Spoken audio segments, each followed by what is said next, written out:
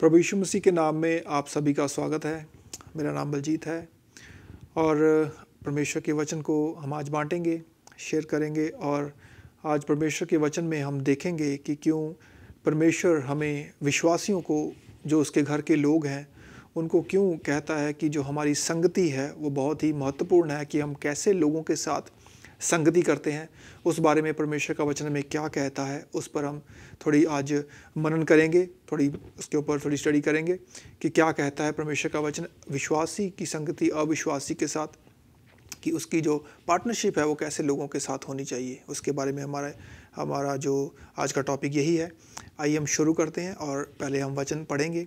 अगर आपके पास बाइबल है तो आप साथ में बाइबल खोल सकते हैं, वचन देख सकते हैं। नहीं तो हम वचनों को भी साथ में वीडियो के नीचे डाल देंगे ताकि आप वचनों को देख पाएँ, पढ़ पाएँ। तो आइए शुरुआत करते हैं। और वचन जो आज का जो उसका टॉपिक है वो आपने देख ही लिया होगा, उसका नाम पढ़ लिया होगा। हमने डाला है कि उनके बीच में से निकलो और अलग रहो। परमेश्वर ने इस वचन को कहा था। आइए हम पहले वचन देख लेते हैं। ये वचन लिखा है 2 कुरिन्थियों अध्याय 6, उसकी हम 14 से 16 आयत तक देखेंगे। उसमें लिखा है कि परमेश्वर कहता है कि अविश्वासियों के साथ असमान जुए में ना जुतो, क्योंकि धार्मिकता और अधर्म का क्या मेलजोल, या ज्योति का अंधकार के साथ उसकी क्या संगति है, या मसीह का बलियाल के साथ क्या लगाव है, या विश्वासी के साथ अविश्वासी का क्या नाता, और मूर्तियों के साथ परमेश्वर के मंदिर का क्या संबंध है, क्योंकि हम तो जीवते परमेश्वर के मंदिर हैं। यही मैं रुकना चाहता हूँ।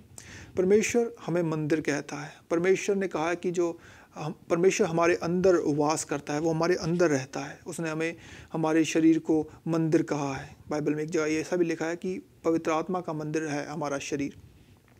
सो इसमें जो लिखा है कि असमान जुए में ना जुतो, जो जुआ वर्ड है मैं आपको थोड़ा एक्सप्लेन करना चाहूँगा कि जुए का मतलब क्या है। जो 2 बैल होते हैं, जब वो खेत में हल जोतने के लिए उनको डाला जाता है तो उनके जो गले में होता है वो लकड़ी की चीज़ होती है, उसको जुआ कहते हैं हिंदी में। तो उसमें दो बैल होते हैं जो मिल के एक वज़न को खींचते हैं, और उसमें से यदि एक बैल कमज़ोर होता है और एक बलवान होता है तो जो बलवान है उसको ज़्यादा ज़ोर लगाना पड़ता है, और जो कमज़ोर बैल होता है उसका इतना ज़ोर नहीं लग पाता या वो लगा नहीं पाता। सो वो दोनों एक ही जुए के नीचे हैं, लेकिन एक ज़्यादा ज़ोर लगा रहा है और एक कम लगा रहा है। तो परमेश्वर में कहता है कि अविश्वासियों के साथ असमान जुए में ना जुतो, क्योंकि हम उनके साथ एक ही जुए में नहीं चल सकते। उसी प्रकार एक विश्वासी और एक अविश्वासी के साथ सहभागिता में नहीं चल सकता।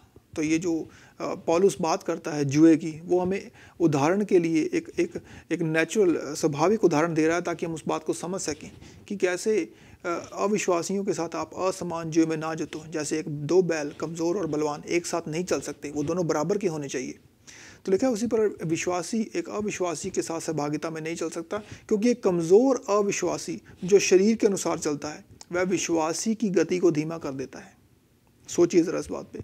जो एक अविश्वासी व्यक्ति है वो यदि एक विश्वासी के साथ चलने की कोशिश करेगा तो विश्वासी की जो गति है उसको स्लो कर देगा, क्योंकि विश्वासी एक अलग ट्रैक पे है, एक अलग दौड़ में है, एक अलग रास्ते पर है, और एक अविश्वासी जो दूसरे रास्ते पे जा रहा है वो बलवान और कमज़ोर वाला हिसाब किताब हो जाएगा, वहाँ पे वो नहीं चल सकता। तो और लिखा है कि क्या सही और क्या गलत कभी साथी हो सकते हैं? नहीं हो सकते। जितना हम सोचते हैं उससे कहीं ज़्यादा खतरनाक है असमान जुए में जुतना। मैंने भी अपनी ज़िंदगी में इन चीज़ों का अनुभव किया है, सुबह अपना निजी ज़िंदगी में, कि आप एक अविश्वासी के साथ जो परमेश्वर को नहीं मानता, जिसने परमेश्वर को अपना उद्धारकर्ता, जिसने यीशु मसीह पर विश्वास नहीं लाया, उसके साथ यदि आप अपने आप को बांधने की कोशिश करेंगे वो सही नहीं है। तो जैसे मैंने कहा कि सही और गलत कभी साथी नहीं हो सकते। तो उसी प्रकार ये बहुत ही मुश्किल है। और परमेश्वर ने अपने वचन में आज से नहीं हज़ारों साल पहले, जबकि परमेश्वर पुराने नियम में हम पढ़ते हैं कि इजरायलियों को जब वो निकाल के लाया था मिस्र में से, तब भी परमेश्वर ने उनको समय समय पर चेतावनी दी थी। आइए हम एक वचन देखेंगे। उसमें परमेश्वर ने, पुराने नियम का वचन है, जब परमेश्वर उनको निकाल के लाया तो परमेश्वर ने मूसा के द्वारा उनको व्यवस्था दी और परमेश्वर ने उनको कुछ निर्देश दिए थे। आइए पढ़ते हैं व्यवस्था विवरण उसका 7वां अध्याय, उसकी पहली 4 आयतें हम देखेंगे। तो उसमें लिखा है कि फिर जब तेरा परमेश्वर यहोवा तुझे उस देश में जिसके अधिकारी होने के लिए तू जाता है और पहुंचाया जाए, तेरे सामने से हित्ती, गिरगाशी, और लिखा कि इन कई जातियां थी, परमेश्वर ने उनको उनके सामने से निकाला। तो लिखा कि जब उन सबको निकाल दे, तेरा परमेश्वर यहोवा जब उन्हें हरा दे और तू जब उन पर जय प्राप्त कर ले, और जब तू लिखा है कि इनको नष्ट कर दे, तो लिखा है कि उनसे वाचा मत बांधना। और एक जगह इसी आयतों में आगे पढ़ेंगे 1 से 4 के बीच में लिखा है कि ना उनसे ब्याह शादी करना, ना तो अपनी बेटी उनके बेटे को ब्याह में देना, और ना उनकी बेटी को अपने बेटे के लिए लेके आना। परमेश्वर शुरू से ही जानता था कि एक विश्वासी और अविश्वासी का जो नाता है, जो रिश्ता है, वो कभी भी एक सफल होना मुश्किल है, क्योंकि दोनों के बीच में अंधकार और ज्योति वाला डिफरेंस है, फ़र्क है, क्योंकि एक ज्योति में चल रहा है और एक अंधकार में चल रहा है। और परमेश्वर ने कहा था कि तो अपने उनसे शादी मत करना, अपने बेटे को उनकी बेटियों के साथ और अपनी बेटियों को उनके बेटों के साथ शादी मत करना। और लिखा है क्योंकि वे तेरे बेटे को मेरे पीछे चलने से बहकाएंगी और दूसरे देवताओं की उपासना कराएंगी। खासकर जिस कल्चर में हम पले बड़े हैं, हम जानते हैं कि कैसे लोग अलग अलग चीज़ों में उनका धार्मिक विश्वास है, और जब एक विश्वासी भी उनके साथ संगति करता है तो उसको कहीं ना कहीं उन्हीं चीज़ों में लिप्त होना पड़ता है, जाना पड़ता है, और वो अपने फेथ को, अपने विश्वास को कमज़ोर कर देता है। और लंबी दौड़ में जब वो चलता है और उसी में बना रहता है तो उसके लिए वो नतीजे सही नहीं आते। और देखिए, आप एक अविश्वासी के साथ नाता जोड़ सकते हैं, लेकिन एक याद रखिए, एक अविश्वासी, ध्यान से सुनिए, एक अविश्वासी चाहे जितना भी इज्जत देने वाला हो, मीठा बोलने वाला हो, प्यार करने वाला हो, वह परमेश्वर के विरोध में ही है, क्योंकि उसका अंदर, उसकी जो आत्मा है वो नई नहीं हुई है, वो अभी भी पुराने स्वभाव में चल रहा है। उसका जो जीवन है वो बदला नहीं है, उसने परमेश्वर को ग्रहण नहीं किया है। तो वो चाहे जितनी मर्जी मीठी मीठी बातें कर ले, चाहे जितना मर्जी वो अपना प्यार आपको दिखा ले, लेकिन यदि उसमें मसीह नहीं है, यदि क्राइस्ट उसके अंदर नहीं है, यदि मसीह उसके अंदर नहीं है, तो वो लंबे समय तक अपने उस चीज़ में बना नहीं रहेगा, क्योंकि उसका रिश्ता परमेश्वर के साथ नहीं है। एक वचन देखते हैं, उसमें पौलुस ने बहुत ही अच्छी तरह इस चीज़ को बयान किया है पवित्र आत्मा से प्रेरित होकर। इफिसियों की किताब, उसका 2 अध्याय, उसकी पहली 3 आयतें, लिखा है उसने तुम्हें भी जिलाया। किसे? हमें जिलाया, हम जो विश्वास में नहीं थे पहले। उसने तुम्हें भी जिलाया जो अपने अपराधों और पापों के कारण मरे हुए थे, जिनमें तुम पहले संसार की रीति पर और आकाश के अधिकार के हाकिम अर्थात उस आत्मा के अनुसार चलते थे, जो अब भी आज्ञा ना मानने वालों में कार्य करता है। ध्यान दीजिए, लिखा है कि वही आत्मा जो आज्ञा ना मानने वालों में आज भी काम कर रहा है। आज्ञा ना मानने वाले कौन है? जो परमेश्वर को नहीं जानते, जो यीशु मसीह को अपना उद्धारकर्ता नहीं मानते। उनमें आज भी वो आत्मा, आज भी वो पाप, आज भी वो हाकिम उनके ऊपर राज कर रहा है। और ऐसे इंसान के साथ यदि आप रिश्ता बनाएंगे तो आपको उससे फेवर नहीं मिलेगा। आप विरोध में हैं एक दूसरे के, आप ऑपोजिट हैं एक दूसरे के डायरेक्शन में जा रहे हैं। यदि वो पूरब जा रहा है तो आप पश्चिम जा रहे हैं, बिल्कुल ही आमने सामने है। लिखा है इनमें हम भी सबके सब पहले अपने शरीर की लालसाओं में दिन बिताते थे और शरीर और मन की इच्छाएं पूरी करते थे, और अन्य लोगों के समान स्वभाव ही से क्रोध की संतान थे। बहुत कुछ है इन आयतों में, यदि आप धीरे धीरे पढ़ेंगे। लिखा है शरीर की लालसाओं में दिन बिताते थे। हमारे शरीर की जो लालसाएं थी, जो गंदी चीज़ों में हम लिप्त थे, परमेश्वर ने हमें उनसे आज़ाद किया। लेकिन यदि आप ऐसे अविश्वासी के साथ नाता जोड़ रहे हैं जिसने यीशु मसीह को अपना उद्धारकर्ता नहीं ग्रहण किया, वो आज भी शरीर की लालसाओं में दिन बिता रहा है, वो आज भी अपने शरीर और मन की इच्छा पूरी कर रहा है, वो आज भी क्रोध की संतान है। लेकिन आप नहीं है, मैं नहीं है, जिन्होंने यीशु मसीह के ऊपर ग्रहण किया, जिन्होंने यीशु मसीह को अपना उद्धारकर्ता ग्रहण किया है। इसलिए परमेश्वर ने कहा था कि आप उनके साथ अपने नाता मत जोड़िए।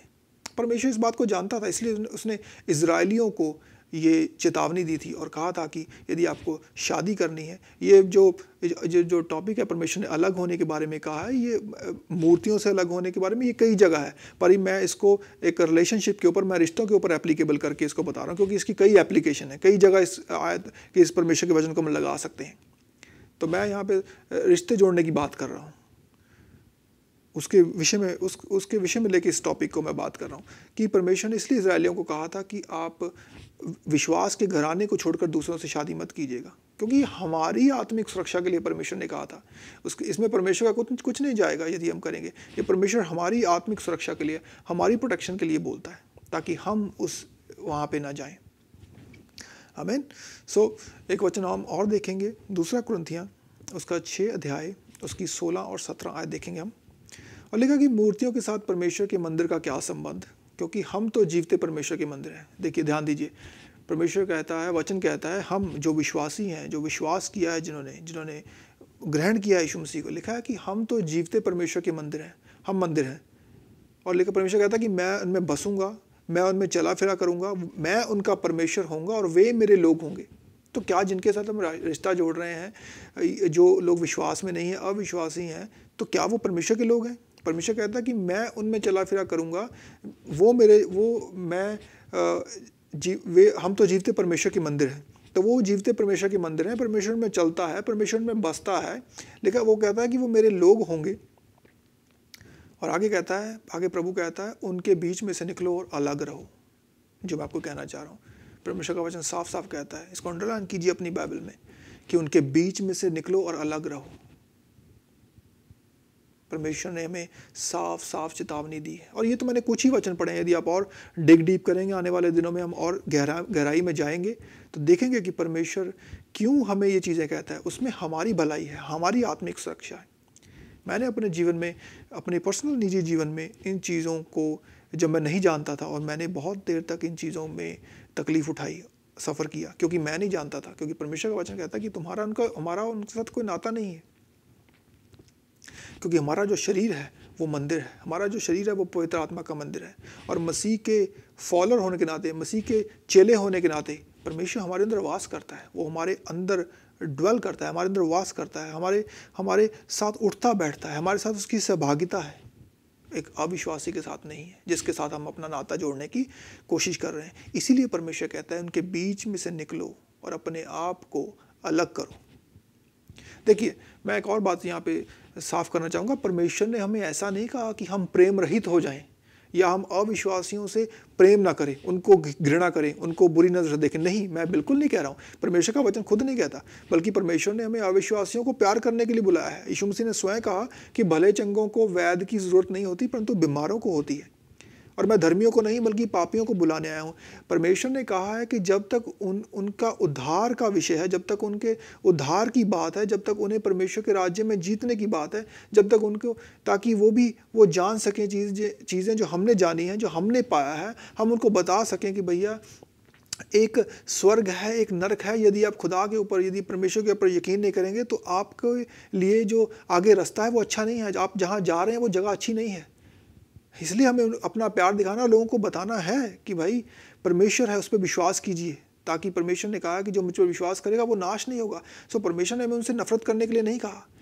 लेकिन मैं यहाँ पे ये कहना चाह रहा हूँ कि जब आप एक विश्वासी हैं, तो जानबूझ के, जानते हुए कि जब एक अविश्वासी है जो परमेश्वर को नहीं जानता, उसको जानना भी नहीं चाहता, उसका मजाक उड़ाता है, सीरियस नहीं है, और आप तभी उसके साथ जाकर रिश्ता जोड़ने की कोशिश करेंगे, तो वो गलत है। परमेश्वर ने साफ साफ कहा है।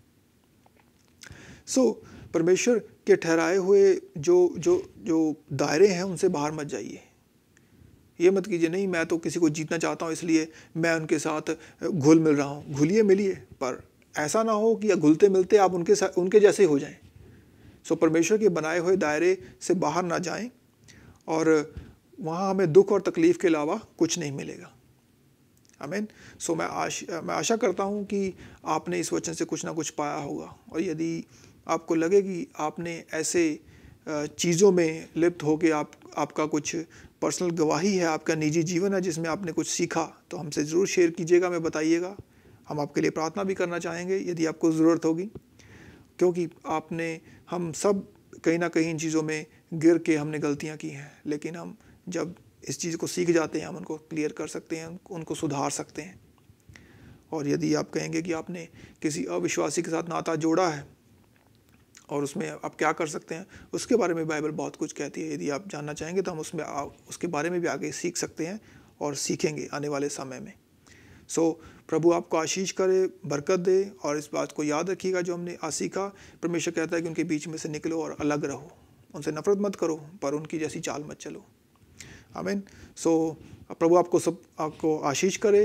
God bless you. Thank you.